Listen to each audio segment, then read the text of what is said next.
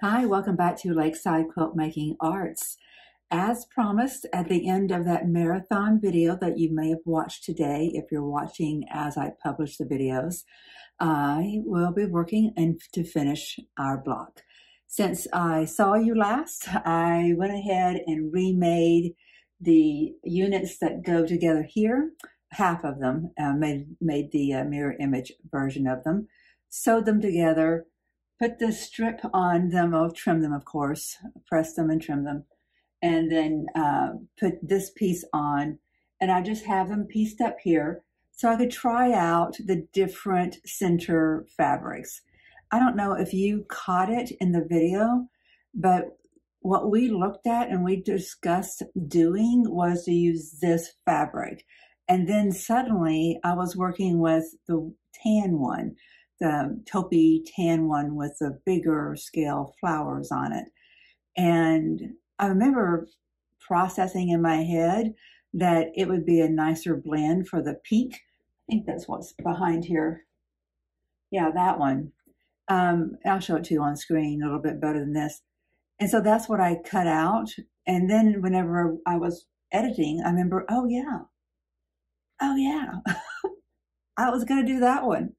And so I put it up and I played with it all day. Not played with it. I looked at it all day. I even put it on Instagram and put it on Facebook to see if I can get some votes from some people. And pretty much everybody is liking this one. What it contributes is the variable of scale, because we have I have density too. So we have smaller scale with the density. We have larger scale with density, and then we have medium scale with scarcity. And same thing here, but we have value contrast here. So we do have some value contrast working with us, and that's our outer ring.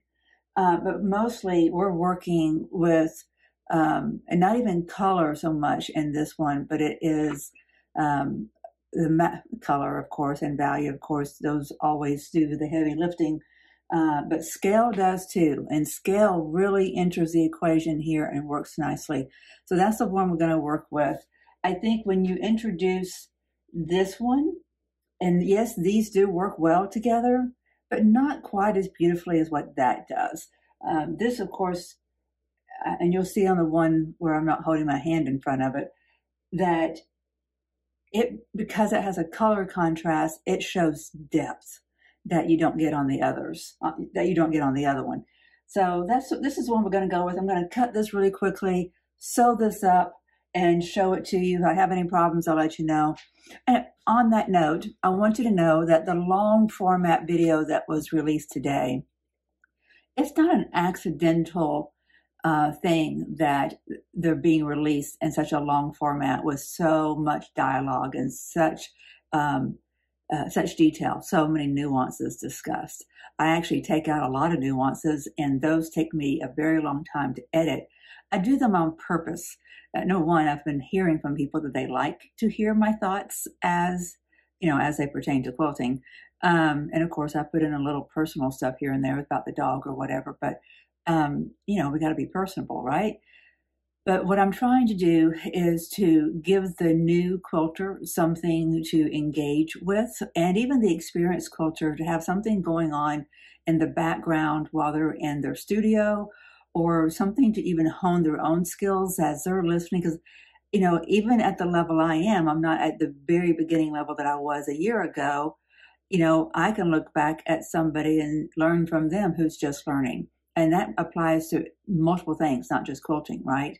So as I see someone learning, I can then learn myself. So I think every once in a while, and I know I've been on kind of a kick for it here the last couple of weeks, the longer formats work, and they give you something to have on in the background that's quilting related.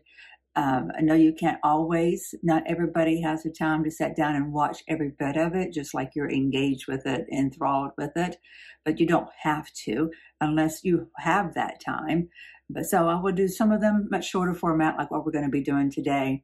And I certainly need that because I don't have extensive amount of time for editing. Like the video that was released today, it took me 6 hours to edit. Really, truly, that's amazing, isn't it? You think, surely that took her 6 hours. That seemed like it took 10 minutes. It's so terrible. But just because you see someone on camera for a long time and showing you all kinds of details doesn't mean that they're not taking care of what's being presented to you. So there was a lot that I left out, actually. I could have made it easily a 2-hour video, but I did take out a lot, did a lot of editing to it. So I do hope that that's appreciated on some level. I have heard from some that it is. If it's not by you, I need to know. I need to know what percentage of people like the long format and don't. If it's 60% or 90% and I'm doing it 50%, that's probably okay. But if I'm doing it 10% and 90% of the people like it, I need to know to do more of it. Or vice versa. If only 10% like it and I'm doing it 60 or 7%, that's not good for the masses, right? So I just need to know. Feed me your information, please. Leave me comments and send me emails. If you want to do it personally, lakesidaqma@gmail.com. I've also been given some thought, as I said in another video this past couple of days, that I'm going to be changing out the programming a little bit, probably dropping the Tuesday technical video and the Friday one, versions of the Friday. Things I was doing in both of those, I can take the important parts of that and put into any of the videos. I can put technical tips in any of the videos. And then on Fridays, when we were doing the recaps, and then we were doing shout outs to other people and that kind of thing, and doing some kind of quilting parade, quilt parade, those are things I can do in any of the videos. So what I'm thinking is that what I know I'm committing myself to is that I'm going to be doing a quilt along that Pat Sloan, Sherry McConnell, and Kimberly Jolly are all going to be doing. And I just got to pick up my colorway. Last night in the video that y'all saw today, I talked about doing it in the Shoreline fabric. And I'm having second thoughts about that. So that could be changing. But the other change I'm thinking about making, right now, my off day is Friday, so there's not a video on Saturday. But looking at the analytics, more of you are consuming videos on Saturday. So I'm going to be probably doing some shifting to my schedule. I don't know what it is yet, just, being on the lookout for that. If I do only shorter videos, I could probably, do 7 days a week. But the longer format ones, I just can't keep that up all the time. It is just me. So I'm producing the content, I'm recording it, and then I'm editing it. And sometimes I need to clean my house and feed myself. All right, I'm going to get this sewn up real quick and show you what it looks like. So all is going well, but I think it's worthwhile to point out, let me see, when you're trying to get points to match up like that, and like that, right there. It can take some effort. You see, where else? Yeah, that's it. That's all we've got on this little sample. It's one thing when you're taking a rectangle and matching it up, but when you're putting together fabrics that need to match up, your points need to match up, and they're coming into each other at an angle, that can be a little tricky sometimes. So think about it. If you want this to meet up with this once it's sewn together, you can't just turn this over and then stitch a 1/4 inch in. Because if you do that with this lined up just like that, let me kind of try to pretend for you here. What's going to happen if you're sewing 1/4 inch in is you're actually going into that diagonal a little bit. So you have to, that's the point that needs to be up there. It needs to be up there against that darker fabric up there, right? So you've got to start more like that. This point has to be above this one so that whenever you sew it together, they're matching up, so that at the seam point is where they match. Can you see that? See how much better that is? So that's what I look at whenever I'm getting started. And I put a pin to hold that right there, because that's the most important point on this seam that I'm going to have. I'm going to pin that and see how snug it is between here, see if there's any gap on that underside. I'm doing this upside down, so it's kind of awkward. Okay, so there's a little bit of gap there. The feed dogs, it's not a lot, the feed dogs will help to bring that in. So I split the difference,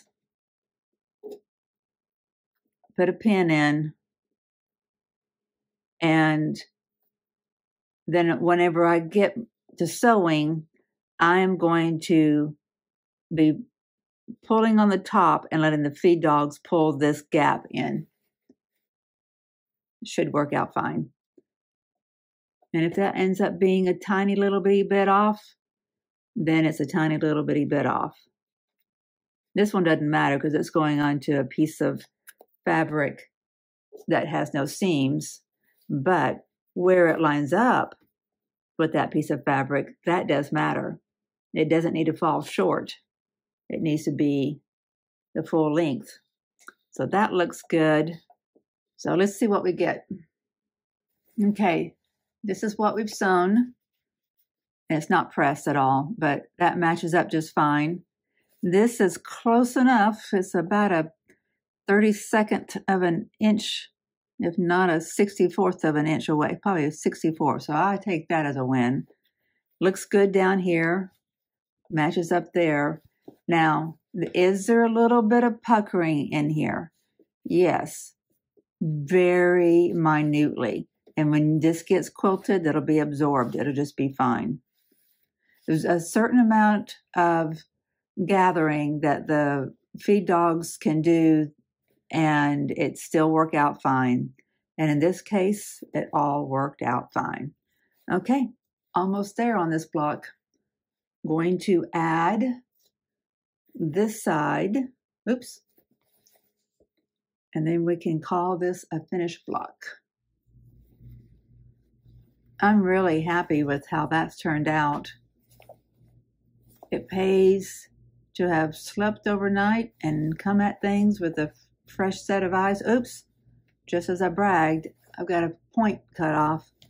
Okay, I can go back in and fix that. I just released the stitches right here and take a more shallow seam allowance.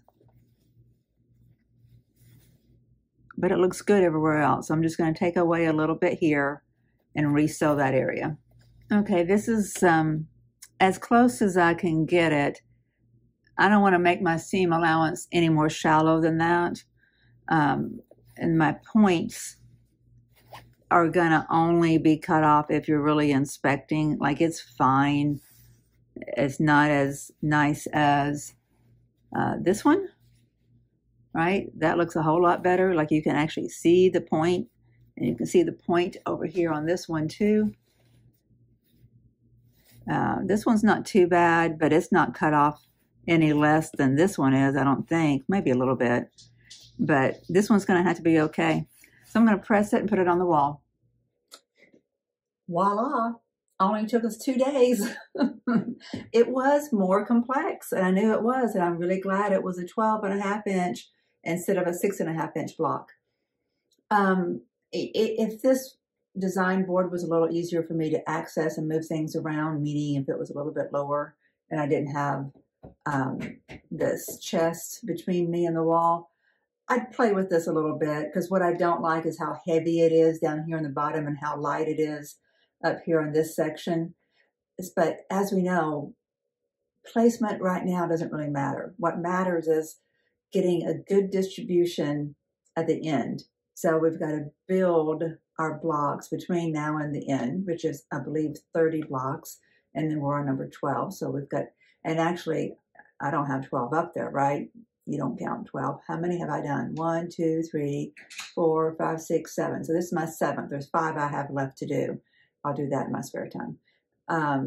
So clearly, I do have some making up to do. And that's fine. I'll get them done. But anyway, my point is, as we're building all of our blocks, we just need to think about a good balance. Like right now, we've got some heaviness here, some heaviness there, a little bit up there, but we've got really light here, which I love that. I think it looks really pretty. So we just may want to consider that in the next one.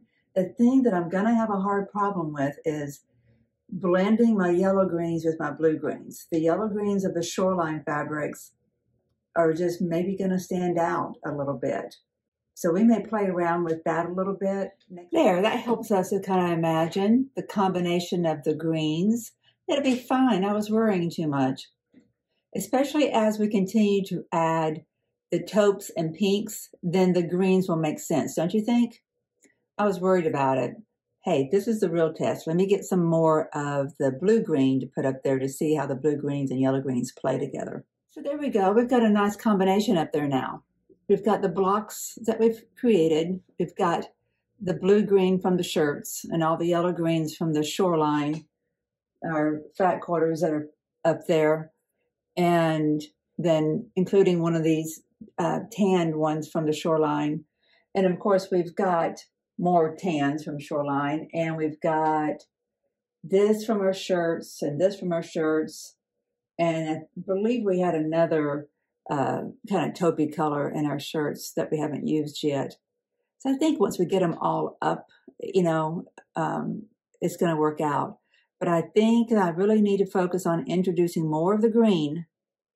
If we're going to have green at all, which we do now because we have green in there and we have green here, then, and green up there, then I think that we need to go ahead and do kind of a punchy colored one next time.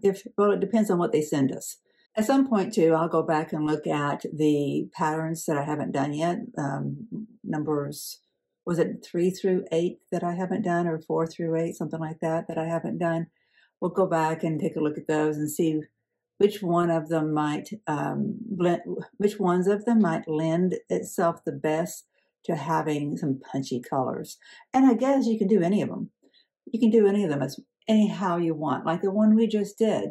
We could have done it so that these little points that go in right here had green in them, right? It could have been a contrasting, a pop of color right there.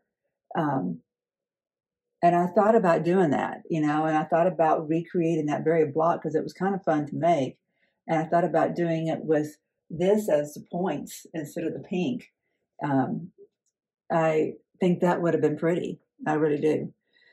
So the Moda Blockheads has been a lot of fun, which makes me think that I'm really going to enjoy the quilt along or sew along with, who all is it? It is Pat Sloan, and it is Sherry McConnell and Kimberly Jolly. If there are others doing it, I don't know. I'm sure there are lots of viewers like myself doing it. And of course, Lisa Alexander and Susan Aki have already done it. I'm sure, or they've had someone do it. I don't know. It's going to be fun to pull that one together too. I'm sure there's a learning curve after another learning curve on that one too. And I'm here for it. And I appreciate you for being here with me on this journey. Thank you very much for being here and giving me some of your precious time. I do value it. Take care. Happy stitching. See you soon.